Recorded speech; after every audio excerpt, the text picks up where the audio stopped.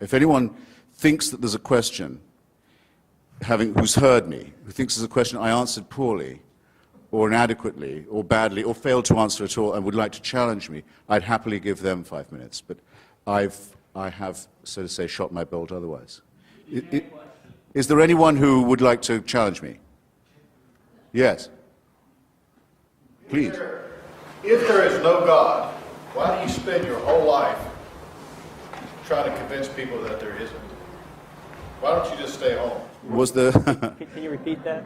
was the question? The question is, if there is no God, why spend your life and career trying to refute that? Why not just leave it alone and stay home? Fair enough. Well, it isn't my whole career, for one thing. It's become a major preoccupation of my life, though, in the last 8 or 9 years, especially since September 11, 2001, to try and help generate an opposition to theocracy and its depredations internationally. That is now probably my main political preoccupation. To help people in Afghanistan, in Somalia, in Iraq, in Lebanon, in Israel, resist those who sincerely want to encompass the destruction of civilization and sincerely believe they have God on their side in wanting to do so. Maybe I will take a few minutes just to say something that I find repulsive about especially monotheistic, messianic religion. With a large part of itself, it quite clearly wants us all to die. It wants this world to come to an end. You can tell the yearning for things to be over whenever you read any of its real texts or listen to any of its real, authentic spokesmen, not the sort of the pathetic apologists who sometimes masquerade for it.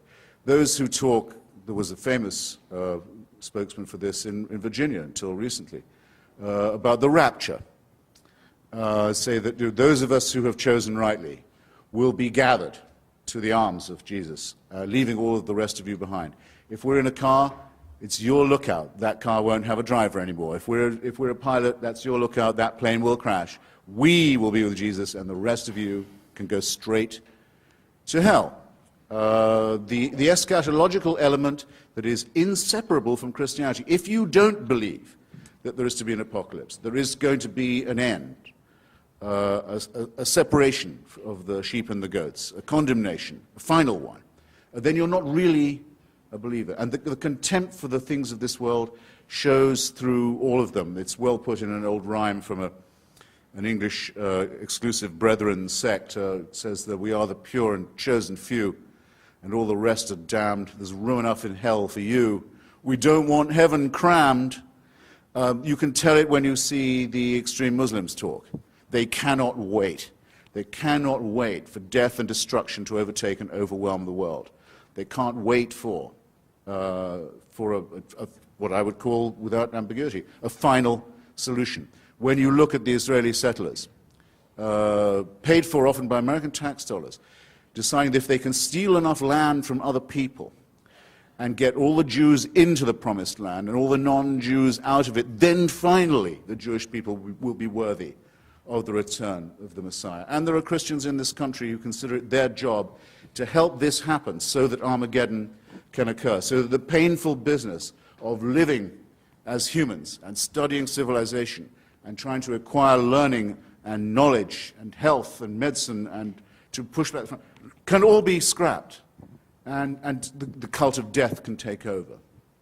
That, to me, is a hideous thing in eschatological terms, in end times terms, on its own. A hateful idea, a hateful practice, and a hateful theory, but very much to be opposed in our daily lives, where there are people who sincerely mean it, who want to ruin the good relations that could exist between different peoples, nations, races, countries, tribes, ethnicities, who openly say they love death more than we love life, and who are betting that with God on their side, they're right about that.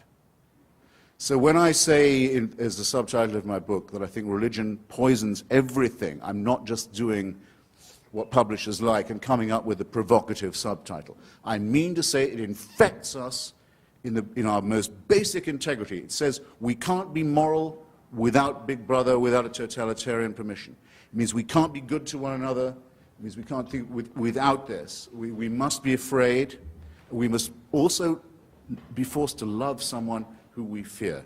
The essence of sadomasochism, the essence of abjection, the essence of the master-slave relationship, and that knows that death is coming and can't wait to bring it on. I say this is evil, and though I do some nights stay home, I enjoy more the nights when I go out and fight against this ultimate wickedness and ultimate stupidity. Thank you.